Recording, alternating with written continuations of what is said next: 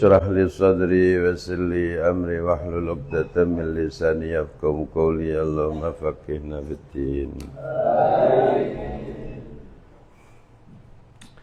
Bismillahirrahmanirrahim. Al-wadhifatus sadisatu utawi pekerjaan sing nomor 6. Akhlak santri yang ke-6. Iku ayyusrifa yanto ayyusrifa yanto nasarufno mempergunakan waktu sapa santri muta'allim al-inayata ing perhatian ilal ahami maring ilmu kang luwih penting minal ulumi sangka pira-pira ilmu wa huwa ta'aham iku ilmul akhirati ilmu akhirat. Jadi dari sekian banyak ilmu itu yang fardu ain itu ahkam syariah.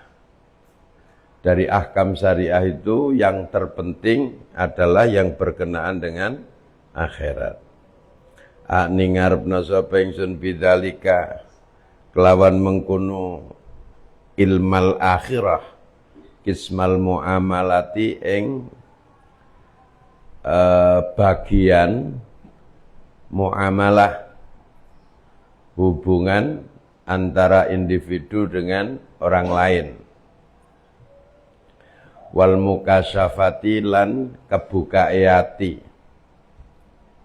wal muamalatu utawi muamalah iku tufdi nekakno apa muamalah ilal mukasyafati maring kebukaeati wal mukasyafatu tawi ilmu mukasyafah iku ma'rifatullahi ma'rifat maring Allah ngaweruhi hakikatnya Allah. Wadhalika utawi mengkono ilmu iku nurun cahaya yukdzifu kang paring hu ing nur sapa Allah taala fi qalbi zakiyin ing dalem hatine wong kang bersih bil ibadati klan ibadah wal mujahadati lan nemen-nemen ibadah.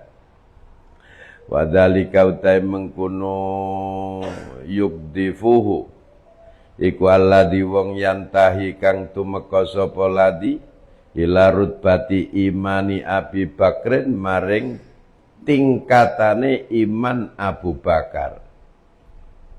Jadi gambaran yang spesifik, lebih mudah. Kita pendidikannya, ajarannya meniru Rasulullah. Tapi bentuk nyata dari tingkat keimanan itu bisa kita lihat di Sayyidina Abu Bakar As-Siddiq.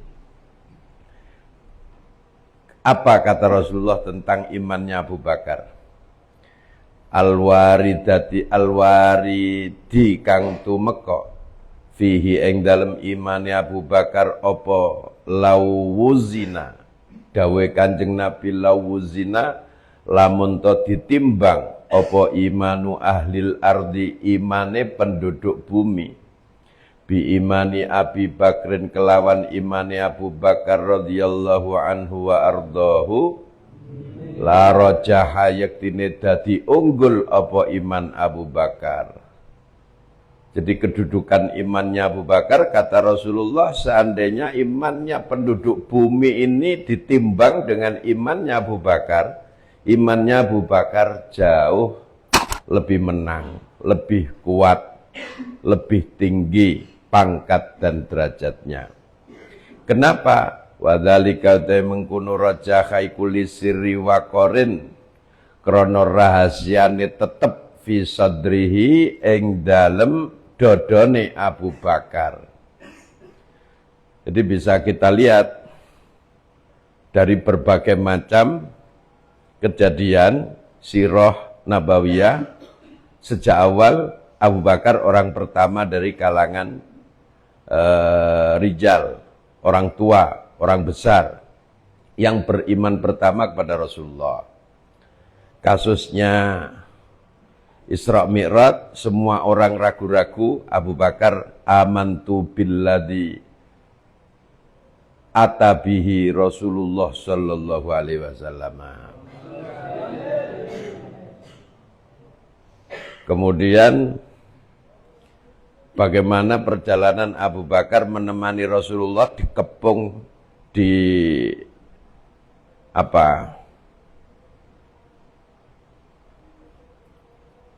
kejar sama pasukan Quraisy waktu hijrah, akhirnya menyelamatkan diri di Gua Thur, ya kan? Nah, Gua Thur hanya Rasulullah sama Abu Bakar. Itu la tahzan innallaha ma'ana, subhanallah. Dan banyak lagi. Ya, kita sudah mempelajari bagaimana Sayyidina Abu Bakar As-Siddiq radhiyallahu anhu. Nah, itu bentuk nyata atau bahasa kita nomenklatur, ya, prototipe dari iman yang secara nyata bisa kita tiru, gitu loh. Ukurannya, perilakunya Sayyidina Abu Bakar As-Siddiq. Semakin dekat sampean dengan fakta keimanannya Abu Bakar As-Siddiq, maka iman sampean lebih tinggi. Lah kenapa kok gak langsung ke Rasulullah?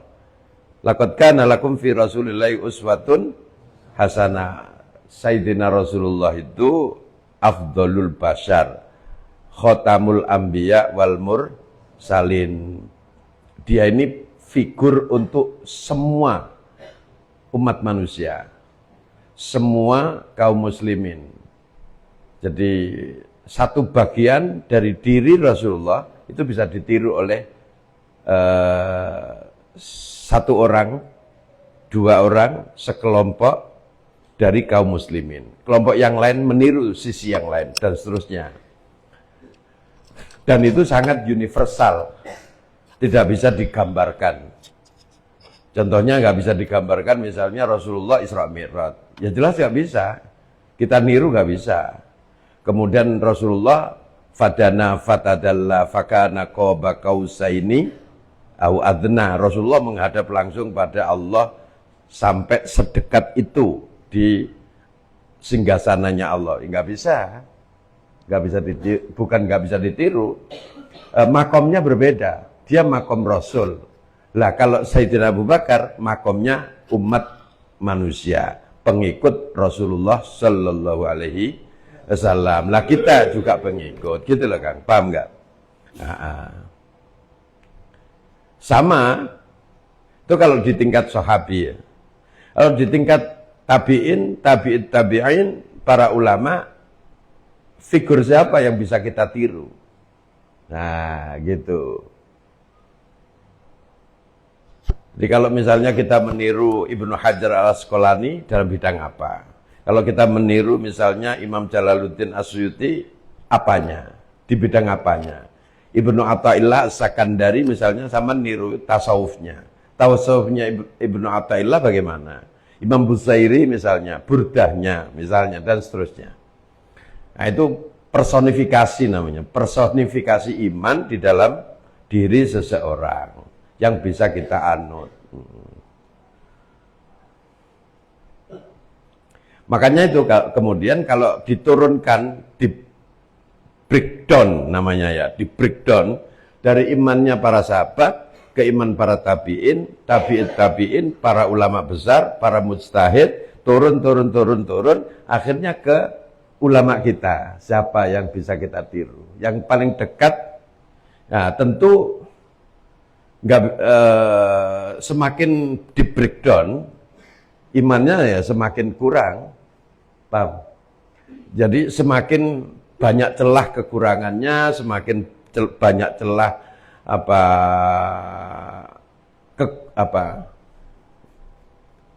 kelebihannya semakin tinggi ke arah khairul qurun qarni. Zaman sahabat itu sebaik-baik masa, manusianya sebaik-baik manusia.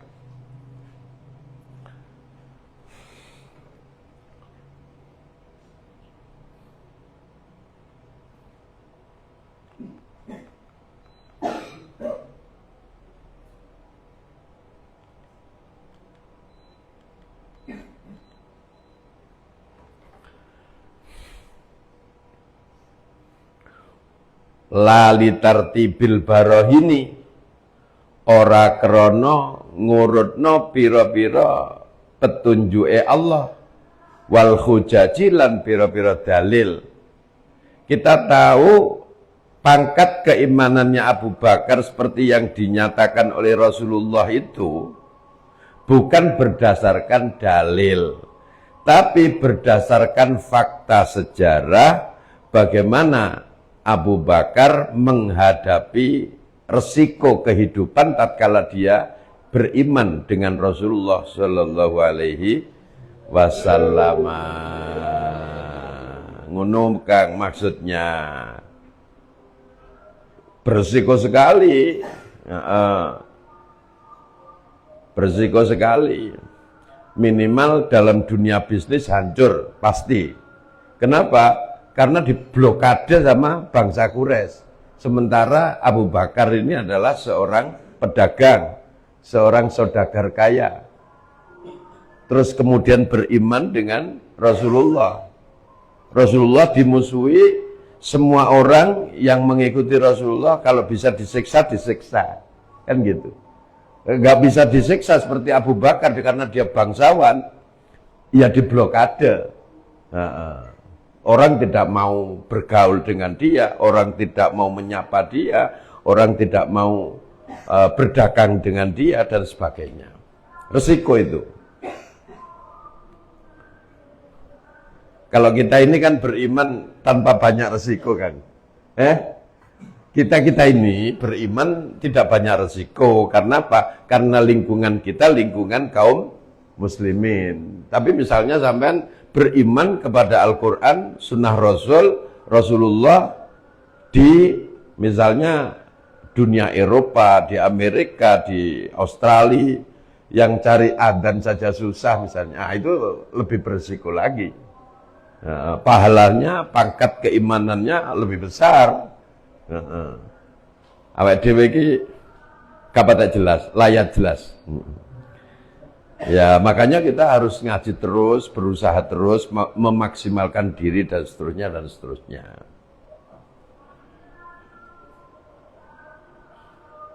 Wal ujubu utawi gawok iku mimman sangka wong yasma'u kang midhanget man mislah hadil aqwali ing sepadane iki dawuh min Rasulillah sallallahu alaihi wasallam.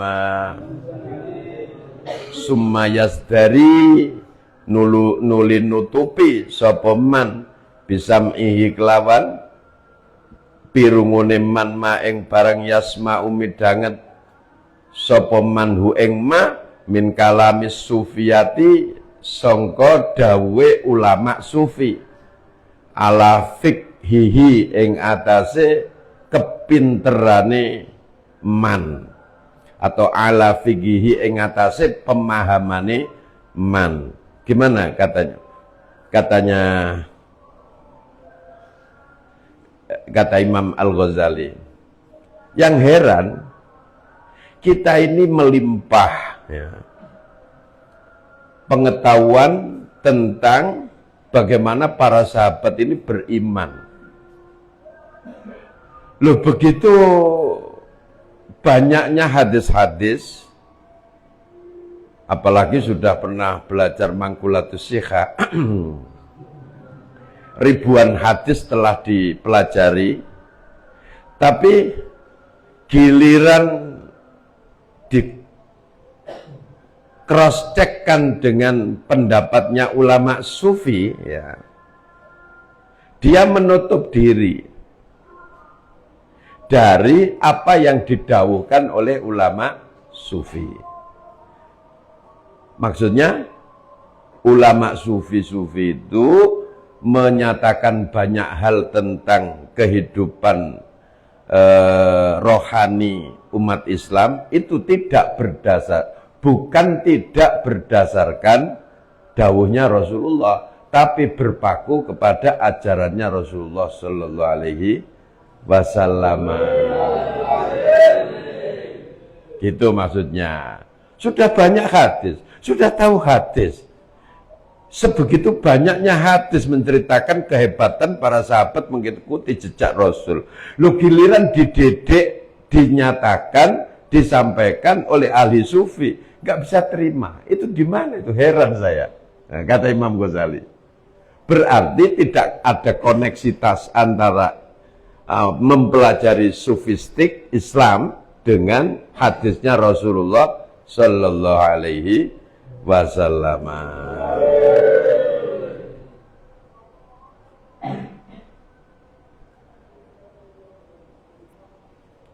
Fatta'id wa yaz'umu lan nyono sapa man annahu satemene mayasma'u min kalamis sufiyah iku mintar hati sufiyati sangka pira-pira kebohongan ulama sufi. Wah, itu ulama-ulama sufi buat-buat itu. Katanya enggak takut dengan apapun. Imannya kuat. Kalau berzikir itu sampai kepada Allah, omong kosong. Nah, fatta'id mongko hati-hati ya sira fi hadza ing dalem iki yazum. Hati-hati kamu kalau bilang begitu. Ini Imam Ghazali apa? Menembak orang-orang yang anti sufi. Yang menyatakan bahwa kita ini tidak perlu ajaran sufi, sebab ajaran sufi itu ajaran bid'ah, tidak diajarkan Rasulullah Sallallahu Alaihi Wasallam. Kata Imam Ghazali, loh, kamu itu loh mempelajari banyak hadis. Hadis Bukhari, hadis Sahih Bukhari, Sahih Muslim, Sunan Nasa'i, Sunan Tirmidzi, Sunan Ibnu Majah, Sunan Abi Dawud, Sunan Daruqutni, Musnad Ahmad bin Hambal, Musnad Syafi'i, semua kamu pelajari. Kok tiba-tiba kamu bilang bahwa yang dikatakan ulama sufi ini tidak ada dasarnya, itu gimana? Fa indahu mongko ing dalem ngersane man doyaat doyata ya fa indahu ing dalem ngersane man doyata mongko menyia-nyiakan kamu roksal mali ing pokoke harta. Sama dengan orang berdagang, dagangan gak laku, akhirnya pokok hartanya dihabiskan sekalian, yang nggak jadi dagang.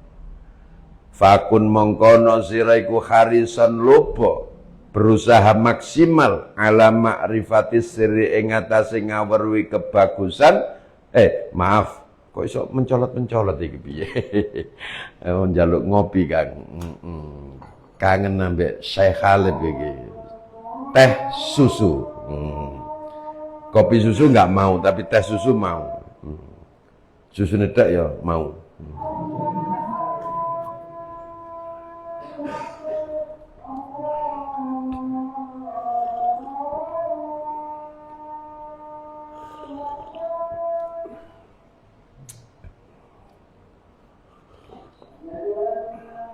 Memang fokus hilang Kang, karena kebiasaannya. Kalau nggak kena panas kayak gini, nggak kena kopi panas gitu, kayak fokus tuh hilang.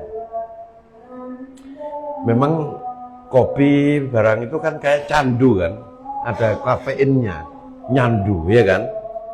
Makanya kita terus ngarteni kitab yang belakrak, ma'rifatis sirri kok apa mang, tak arteni apa, ngawur. Terus itu ada di pengajian saya juga itu ngaji kitab ini kemarin itu ya apa di Patri apa Patu itu. Saya melihat lagi itu ada, saya maunya ngomong fardu kifayah, nerangkan salat jenazah kan, dibilang fardu ain kan. Aku tak lihat lagi video saya, ngawur iki piye lho. Kok pedok temen aku. Ya gara-gara iki lho paling. Kebiasaan ngene, gak ngene, stres ya Kang ya. Wis gak apa-apa digondol-gondol didik. Sing penting iso sedot.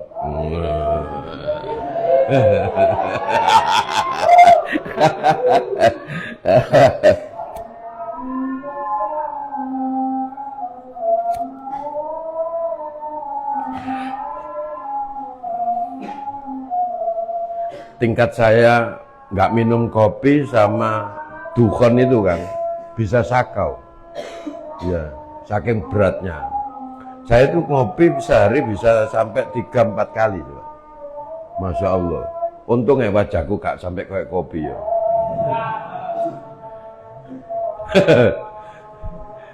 Kurang air saya ini. Tapi tak anggap kopi kan ya banyu kan ya. Nah iya.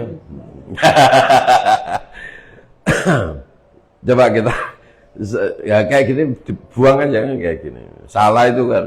Sama lihat lagi itu Mas di video ketiga atau keempat tuh lihat tuh itu ada penjelasan saya kemarin tuh loh, tentang fardu kifayah itu. Fardu ain, fardu kifayah, ilmu yang fardu ain, fardu kifayah itu kan salah ucap itu. Maksudnya fardu kifayah, tapi saya sebut fardu ain. Contohnya itu sholat jenazah. Kalau nggak ada yang mensolati, dosa semua. Kalau ada yang mensolati, gugur itu loh. Nah itu kan sabakul lisan moro-moro mencolot tekuk fardu ain. Oh ya kan, fardu kifayah jadi fardu ain. Pada baik mang ala ma'rifati sirri, ing atase ngaweruhi rahasia. Apa mang? Tarteni apa mang?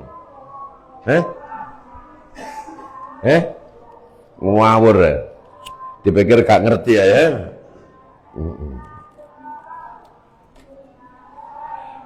Makanya Kang, jangan suka memperolok orang. Kadang-kadang orang itu walaupun alim ya, kadang-kadang sabakul lisan, kepleset kayak gitu tuh. Nah itu kan kalau orang nggak kenal saya dipikir aku bodoh kan ya. Ngerteni salah ngono. Iki ngerteni salah sih, ngono. Ala ma'rifati sirri ing atase ngaweruhi rahasia al-khariji kang metu min bidha'atil fuqaha sangka perdagangan para ahli fikih wal mutakallimina dan ulama ahli kalam. Jadi ulama ahli fikih, ulama ahli kalam itu sama dengan ulama tasawuf. Hakikat dari yang dibicarakan itu mengarahnya kepada satu titik, yaitu makrifat billah. Gitu. Contoh yang paling sederhana. Ulama ahli fikih ya menganggap kalau sampean sholat kemudian niat takbiratul ikhram tidak pas takbiratul ikhramnya, maka tidak sah. Nah, yang disebut niat itu adalah ikhdorul qalbi kan gitu. Mendatangkan hati waktu sampean Allahu Akbar, dalam hati niat usolli fardal maghribi lillahi ta'ala. Kalau sampean hatinya kosong, nggak sah kan sholat. Nah, itu contoh bahwa ulama fikih pun itu di dalam bid'ahnya, di dalam perdagangan ucapan propaganda kalau bahasa kita ya, propaganda ahli fikih, ahli kalam, semuanya mengarah pada satu titik, yaitu makrifat billah. Wal mutakallimina lan ulama ahli kalam. Contohnya ulama ahli kalam misalnya apa? Kajian perdebatan ulama ahli kalam tentang af'alul ibad. Kurang sampai ke sana sampean. Sebenarnya sudah harus sampai karena di sini juga sudah saya wajibkan untuk belajar Husnul Hamidiyah. Di Husnul Hamidiyah itu sudah mulai ada pengenalan tentang teori af'alul ibad. Perbuatan hamba ini apakah diciptakan oleh Allah, apakah diciptakan oleh dirinya sendiri, bahwa hak ikhtiar itu ada dalam diri manusia apa tidak. Nah, itu kan ulama berbeda pendapat. Ada qadariyah, ada jabariyah, ada Jubaiyah, ada kaum Khawarij, macam-macam. Ada kaum Asy'ari, ada kaum yang lain. Ada Al-Maturidi dan seterusnya. Intinya apa? Itu adalah berkenaan dengan hakikat Allah. Nah, yang berbicara begitu siapa? Ulama ahli kalam. Nah, tasawuf nampani rahasia itu untuk dipraktekkan di dalam kehidupan iman setiap hari. Paham? Nah, ngono. Contoh tadi. Bagaimana kita tahu bahwa imannya Abu Bakar luar biasa seperti yang dinyatakan Rasulullah? Coba dibayangkan. Secara logika, Rasulullah dengan Abu Bakar dikejar musuh, dikejar orang Quraisy, jumlah pasukannya tidak terhitung, dan zona, ya, lokasi atau lokus kejadian, ya, TKP-nya padang pasir, dan di situ tidak ada pepohonan. Dengan mudahnya kan orang itu bisa tahu bahwa oh di sana ada orang, di sana tidak ada orang. Apalagi padang pasir, bekas injakan kaki itu bisa dibaca. Ini tadi habis ada orang apa tidak, ada orang masuk gua apa tidak, jelas sekali. Makanya kemudian la tahzan innallaha ma'ana. Itu kan sistem penyatuan iman antara keberimanan yang bersifat syariat dengan keberimanan yang bersifat hakikat. Apa itu? Ma'rifatullah, al-mukasyafah, al-qalbiyah. Lo ngono. Makanya Imam Ghazali, ulama yang jadi panutan itu ulama universal seperti Imam Syafi'i, ahli fikih, ahli kalam, ahli usul fikih, ahli ijtihad. Sama Imam Malik, Imam Abu Hanifah, Imam Ahmad, Imam Sufyan as-Sauri. Bukan Syekh Abdul Qadir Al-Jilani. Karena Syekh Abdul Qadir Jilani kenapa tidak diungkapkan? Karena dia prototip pelaku sufi. Paham? Pelaku sufi. Orang yang terjun langsung di bidang suluk-suluk sufi. Itu ada namanya Syekh Abdul Qadir Al-Jilani, Syekh Ar-Rifai, Syekh An-Naqsabandi. Itu orang-orang yang prototipnya itu pelaku sufi. Orang-orang kita namanya wong torekotan. Lah. Apa itu figur kita? Ya enggak. Figur kita seperti siapa? Hadratus Syekh Hasyim Asy'ari. Dia ulama besar, ahli organisasi, ahli kepahlawanan, ahli kebangsaan, ahli kenegaraan, ahli bidang fikih, hafal banyak hadis, istiqomah membaca sunan Sahih Bukhari, Sahih Muslim, ngajarin santri berbagai macam ilmu pengetahuan. Itu prototip yang kita tiru. Sama dengan Imam Syafi'i. Prototipnya ya seperti itu. Di breakdown lagi ya kayak Abi mungkin. Ya kan ya. Iya, suruh wiritan bisa. Suruh mahaban, oh tambah bisa kerjaan itu. Suruh mengkaji tentang teori ilmu pengetahuan bisa. Suruh berdialog dengan penguasa bisa. Berjabatan tangan dengan para saudagar bisa. Lah itu paham nggak? Jadi nggak wiritan, enggak. Paham? Nah itu. Kalau di breakdown lagi terus siapa figur kita? Ya diri kita ini, para santri. Mempelajari ini ya, mempelajari ini ya, mempelajari ini ya.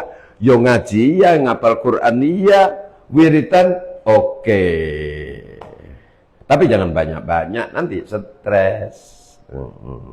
Kayak Yazid.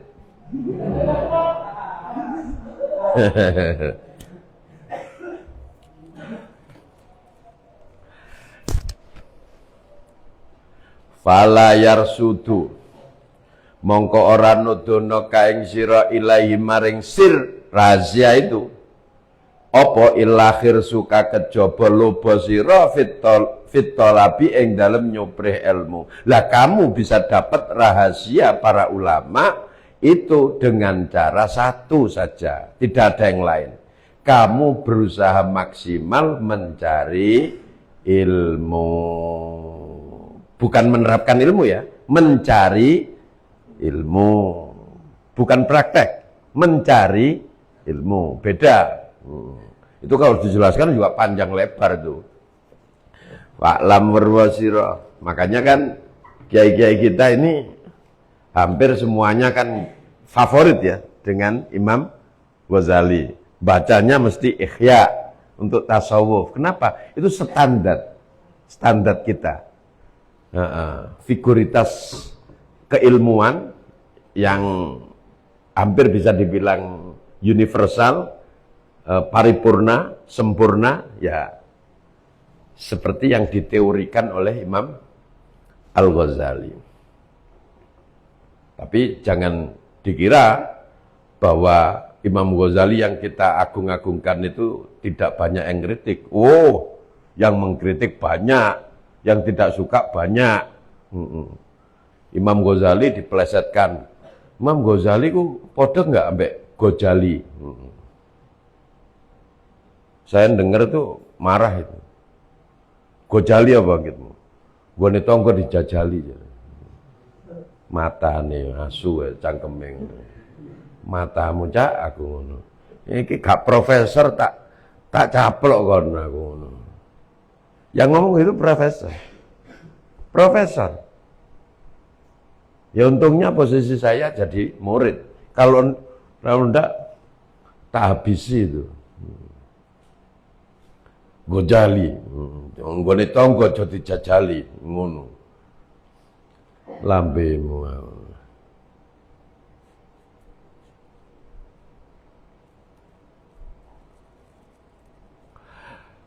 Fa'lam warwasira anna asrafal ulumi saat temene paling mulya-mulyane pira-pira ilmu wa ghayat taha lan katoke ulum iku ma'rifatullahi ma'rifat maring Allah. Ilmu yang paling puncak itu adalah ma'rifat billah atau ma'rifatullah. Yang pas menggunakan ma'rifatullah ya. Karena ada teori ma'rifat billah, ada teori ma'rifat fillah, ada ma'rifat ma'allah. Jadi kalau ma'rifatullah itu yang umum. Wa huwa utawi ilmu iku bahrun lautan la yudraku ora iso ditemokno apa muntaha ghaurihi katok-katoke pucuke bahar. Ma'rifatullah itu adalah ilmu yang bagaikan lautan tidak diketahui mana tepinya. Wa aqsa darajatil basari utawi paling pucuke derajate menungso fihi ing dalem asraful ulum iku rutbatul anbiya'i pangkate para nabi wal auliya ilan para wali. Dari pangkat yang paling mulia yang orang sudah mengenal dengan Allah, pangkat yang tertinggi dinisbatkan untuk para nabi dan para kekasih Allah. Summal ladzina nuli wong akeh yaluna kang ngiring-ngiringi ladina hum ing anbiya wal auliya. Lalu ke bawah sampai kepada ya Ansor Banser. Iku tingkatan paling rendahnya rendah lah pokoknya. Waqad ruya teman-teman diriwayatno apa anna hakimaini sak temene wong bijaksana loro minal hukama isangka para ahli hikmah al muta'abbidina kang ahli ibadah iku ru'ya ditingali fi yadi akhadima ing dalem tangane salah sijine hakimaini apa riqatun kertas wa fiha lan iku ing dalem riqah in ahsanta kulla syai'in fala tadunnu annaka ahsanta kulla syai'in hatta ta'rifallaha ta'ala. Jadi ada dua ahli hikmah, ahli ibadah, dua. Salah satu di tangan ahli hikmah ini ada kertas tulisannya berbunyi begini. In ahsanta lamun toh gawe bagus sira kulla syai'in ing saben-saben sesuatu. Jika kamu bisa berbuat sebaik mungkin terhadap setiap hal. Ya, apa saja baik, ibadah baik, ngaji baik, sama orang baik, sedekah baik, semuanya baik. Misalnya, fala tadunnu mongko aja nyono sira annaka sak temne sira iku ahsanta gawe bagus sira kulla syai'in ing saben-saben kebagusan. Maka jangan sekali-kali kamu merasa atau menyangka bahwa kamu telah berbuat benar-benar semuanya baik. Hatta ta'rifa sehingga ngerti sira Allah ing Allah, sehingga kamu mengenal terhadap Allah. Saya ulangi, seandainya kamu sudah berbuat baik kepada setiap hal, maka jangan pernah menyangka bahwa kamu telah berbuat baik dalam semua hal, kecuali kamu telah mengenal kepada Allah. Piye iki nek dijelasno dawa, Kang.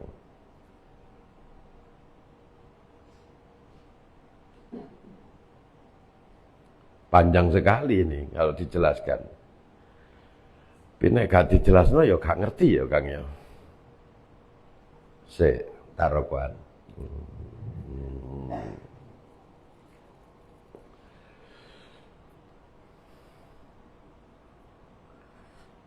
Jadi misalnya kamu salik ya, atau murid ya, bahasanya ilmu tasawuf dua, salik ahli suluk, orang yang sedang menempuh ke jalan ma'rifatullah, atau murid, orang yang menghendaki sampai kepada wusul kepada Allah, itu namanya murid.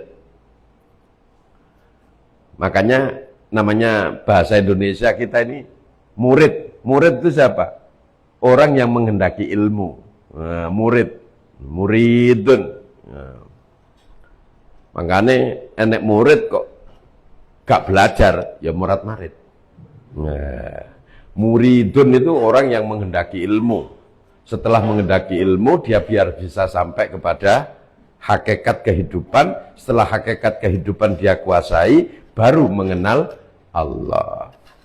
Nah, orang ini semua hal sudah bisa.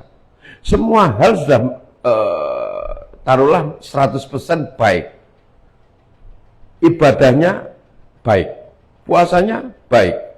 Kemudian sholatnya baik. Zakatnya baik. Muamalah dengan orang lain baik. Kepada istrinya baik, pada anaknya baik, kepada ini baik, semua baik, 100% baik. Siapa? Pertanyaannya. Orang yang tidak tahu tentang dirinya sendiri. Orang yang melakukan kebaikan dan dia benar-benar melakukan kebaikan begitu, pasti dia tahu bahwa dia adalah orang baik. Betul nggak? Pasti baik dia. Nah, kamu berbuat baik, semua kamu anggap baik, itu belum tentu baik kecuali kamu mengenal Allah. Bagaimana maksudnya? Yang kamu anggap baik belum tentu baik menurut Allah.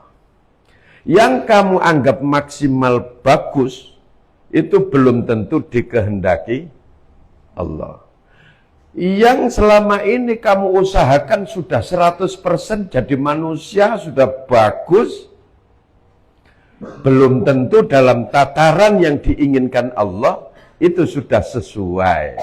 Nah, makanya semakin orang berbuat baik, dia malah semakin merasa dirinya kurang baik. Kenapa? Karena dia tahu Allah ini maha segala-galanya. Allah ini sesuatu zat yang maha sempurna. Kita sudah berbuat baik begini, kenapa tidak bisa sempurna? Paham nggak? Lah, ya itulah hakikatnya bedanya kamu dengan Allah. Allah itu zat yang maha berkuasa, zat yang maha segala-galanya, sedangkan kita mengikuti terhadap zat yang ada. Maka ya pengikut nggak mungkin bisa seperti yang diikuti, pasti. Makanya kan orang soleh, semakin dia soleh, ya, maka dia semakin tahu bahwa dirinya ini tidak soleh. Orang soleh, semakin dia soleh, maka dia merasa dirinya tidak soleh. Beda dengan sampean kita, saya sampean yang ahli dosa. Merasa sudah soleh. Kenapa? Karena tidak tahu banyak hal yang dikehendaki Allah lebih dari itu. Walaupun sebenarnya sadar sih, kita ini sadar bahwa kita ini banyak nggak solehnya daripada solehnya kan ya. Ya tapi tetap ngaku saya ini jelek-jelek ini orang soleh. Minimal ngomong lah, ya inilah rezekinya anak soleh.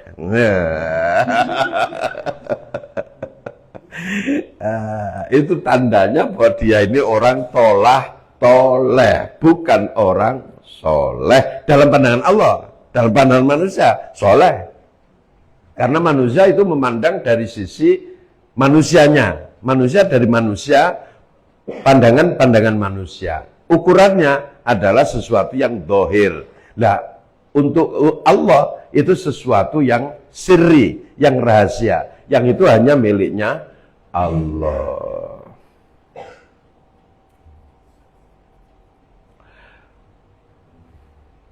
Makanya Kang, zaman kalau lihat ahli tasawuf kan nggak pernah dangak ini. Kamu kalau lihat orang soleh, di antara tanda-tandanya, kalau dia sudah ma'rifat billah, itu kalau memandang selalu pandangan kosong. Sama lihat aja, para kekasih-kekasihnya Allah itu. Kalau memandang selalu pandangan kosong. Kemudian jarang sekali dia memandang sesuatu, kecuali menundukkan kepala. Kenapa? Ya itu tadi, malu dengan zatnya Allah gitu loh. Kalau kita kan peteteng kayak gitu kan. Iya, karena kita belum mengenal zatnya Allah. Kita ini baru mengukur diri kita dengan orang lain.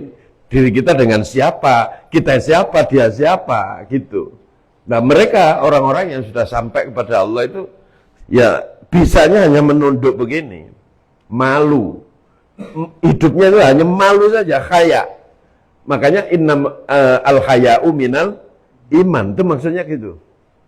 Bukan kok malu, dikoniki malu. Bukan. Malu itu al-haya minal iman tuh kita mau mendangakkan.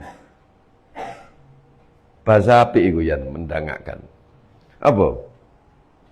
Melongokkan, mengangkat kepala gini, gak bisa karena malu dengan Allah. Ya Allah, ya Allah, ya Allah, ya Allah, ya Allah, ya Allah, astagfirullah, astagfirullah. Lo ngono tok, isine mek ngono tok.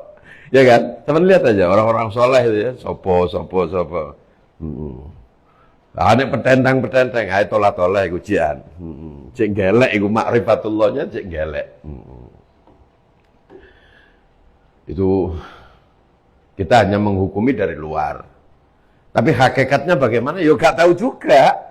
Gak boleh juga kan kita mengklaim fulan ini orang soleh. Soleh boleh karena baik. Ya. Gak soleh, gak boleh. Kenapa? Karena yang tahu hakikat sesuatu itu hanya Allah. Kita boleh ngeklaim ini orang soleh dengan tanda-tandanya begini. Tapi kalau ngeklaim fulan ini bukan orang soleh, gak boleh. Karena hakikatnya hanya Allah. Paham gak? Loh kok beda? Standarnya kok ganda? Iya. Memang hakikat sesuatu itu kul kullum min indillah. Sesuatu itu semuanya datang dari Allah. Tapi lil hasanati illallah walis sayyiati minas syaitan. Yang bagus itu dinisbatkan kepada Allah, yang jelek dinisbatkan kepada setan. Maka kita nggak boleh mengucapkan fulan orang nggak soleh. Kenapa? Itu pekerjaan setan. Tapi kalau kita bilang, oh ini orang soleh ini, boleh. Kenapa? Karena itu adalah puji-pujian kepada Allah. Ngono Kang. Wis, mau amplopi piro aku gimana? Ya, gitu ya. Ya gak apa-apa ngaji titik-titik. Memang ngaji Ihya itu berat. Tapi enggak berat juga karena manusia ini hak. Jadi ini saya luruskan ya. Orang banyak bilang bahwa ngaji Ihya berat ya. Saya bilang tidak. Tidak berat. Orang seusia apapun itu bisa menerima didikan Ihya. Kenapa? Karena hakikat manusia ini belum lahir saja itu sudah mengenal Allah. Hanya tinggal memupuk kembali keimanan itu. Wa id akhadha rabbuka min bani adama min zuhurihim alastu bi rabbikum qalu bala syahidna. Jadi kita belum lahir, itu sudah mengenal Allah. Maka orang walaupun usianya sangat rendah, seperti sampean masih sangat dini, diajak ngomong tentang keimanan, bisa terima? Bisa. Karena belum lahir saja sudah mengenal Allah. Nah, maka jangan ditakut-takuti orang bahwa ngaji Ihya itu harus usianya yang sudah mapan, pengetahuannya sudah banyak, usianya sudah layak. Enggak. Anak sekecil apapun bisa diajak dialog tentang ketuhanan. Karena sebelumnya sudah mengenal Allah. Alastu birabbikum qalu bala syahidna. Makanya zaman tajak ngobrol begini paham kan? Enak juga kan? Rasanya enak gitu kan. Kayak makan sate gulai gitu kan. Ya, karena zaman kangen dengan pernyataan sampean sebelum lahir dulu. Wa idz akhadha rabbuka min bani adama min dhuhurihim dzurriyyatahum wa syahadu 'ala anfusihim alastu birabbikum qalu bala syahidna. Kayak gitu.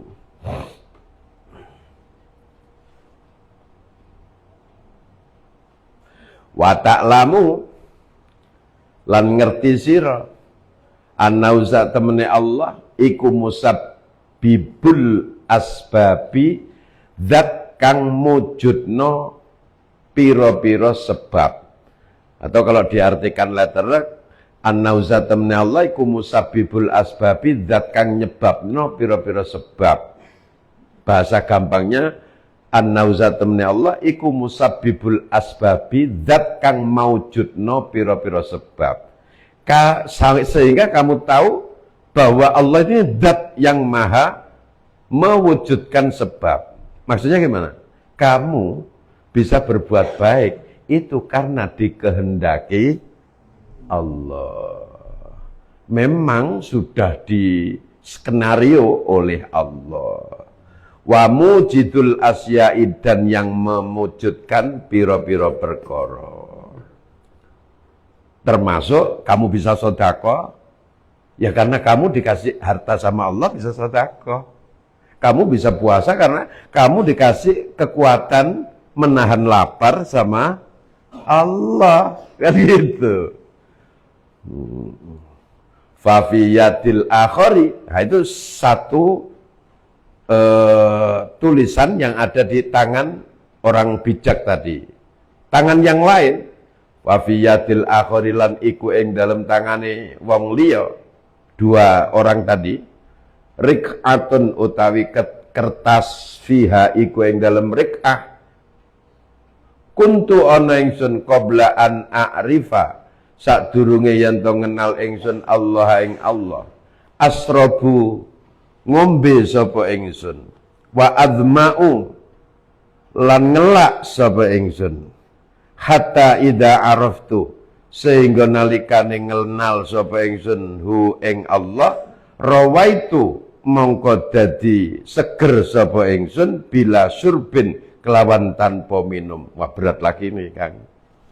Saya ulangi ya artinya. Di dalam tulisan tangan ahli hikmah yang lain terdapat tulisan begini. Dulu sebelum saya mengenal Allah, saya ini minum karena merasa haus. Dan dengan minum itu saya segar. Tapi tatkala saya sudah mengenal Allah, saya bisa segar tanpa minum. Berat ini. Lazimnya orang, manusia, normal,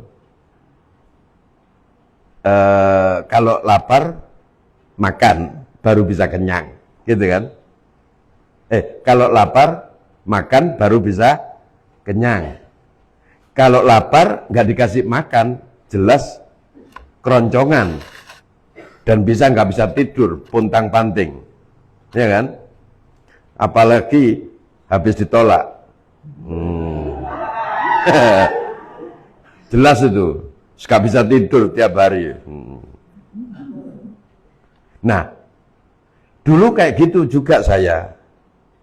Tapi saya setelah mengenal Allah, saya ini bisa segar dalam keadaan haus, itu bisa segar tanpa minum.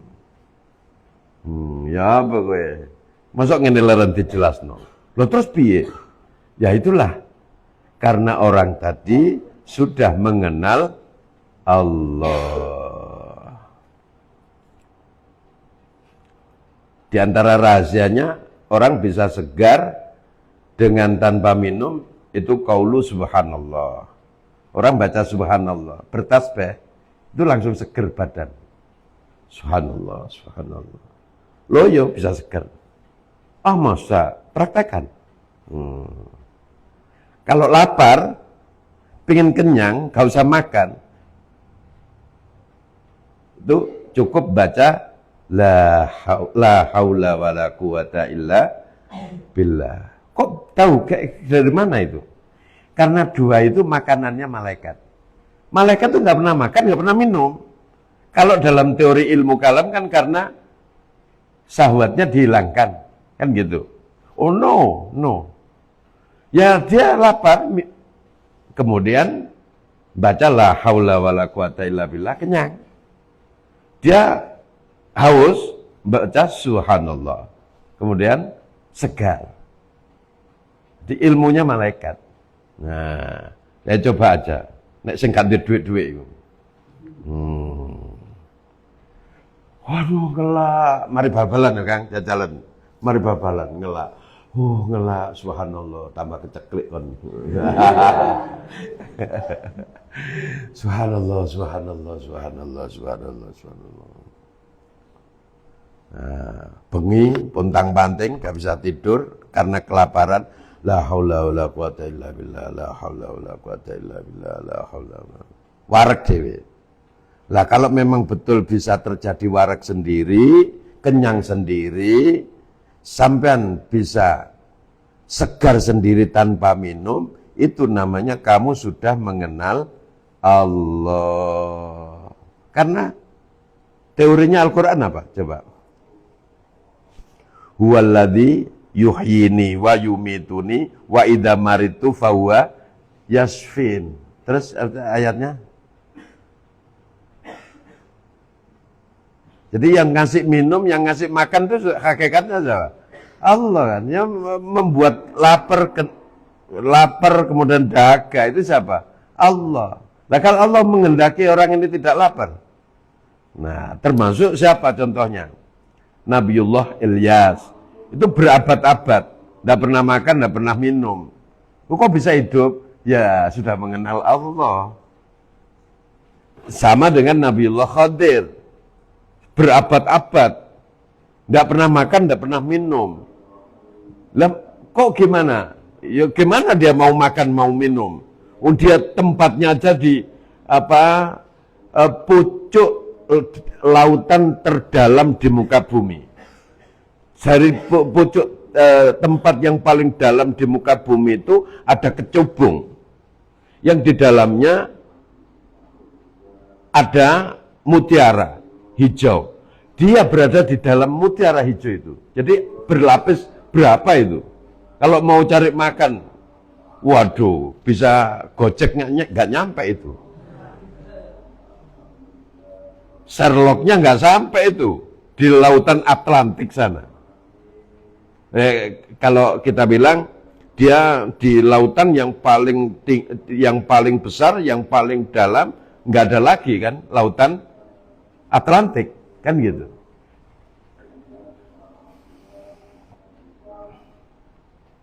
Terus makannya gimana? Ya itu, subhanallah, la haula wala quwwata. Jajal. Iya sih, engko gini. Iya sih, gak lapar sih. Iya sih, gak haus. Tapi aku pengen KFC sih. Nah, jadi faktornya itu bukan karena lapar, karena kepingin makan KFC, pengen makan gorengan, ya, pengen makan tahu solet. Oke.